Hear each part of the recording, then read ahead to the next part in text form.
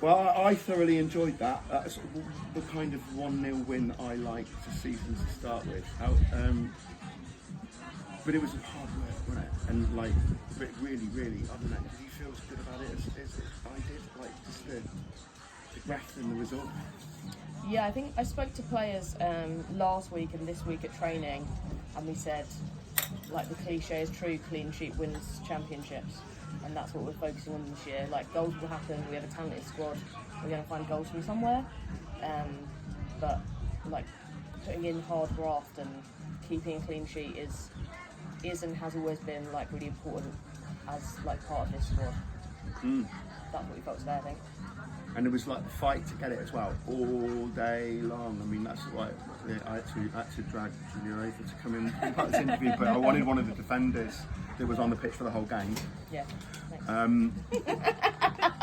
To be here, because it was like you had the whole game in front of you, even when we were attacking, it was all in front of you all day. But you never seemed like you were never out of control. It was. I'm glad it looked like that from the outside, because a few moments on the pitch where I was a bit nervous. But no, I think backline probably like fairly new, like a few new players in there that we haven't played as back before. And you know, those players having come up from the reserves team was really nice as a two squads to have that kind of continuity, that unity, and like really just cements like the depth of the two squads. Like, we've got that kind of backing from both teams. Yeah. So it's really nice to have them there, and they smashed it. Like really did really well. Didn't look out of place at all. Intensity. You're right in saying that. Yeah. Like. Oh yeah. So it's right at the end when you came on, isn't it? But like, still like. Several key minutes to go. Yeah. It was key minutes because that was when they realised that they could basically pin back a little bit further up. So it was important. I mean, I saw when you were coming on, you were sort of like gesturing to the team. What's going on there? I saw you sort of like gesturing when you were waiting to come on. What were you? Was it just generally trying to sort of like get people to like get over the line? Yeah, I think today was a really interesting game because we had very few of what I'd call like our veteran players on the pitch. And normally they're the players that I rely on to do like really great game management and give the right comms at the right time. So we were looking at other people to fill those roles today. And like Lee and Egley, who were some of my veterans on the pitch, absolutely did that and really took control.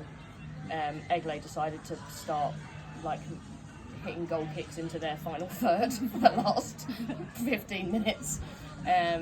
So like that was what the messaging was like what does grinding it out look like? Yeah. And everyone did it.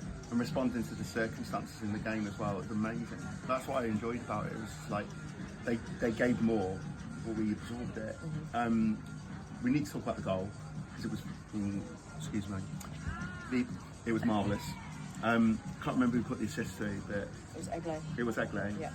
But yeah, it caught us all out. But I'm guessing that's what Leah does.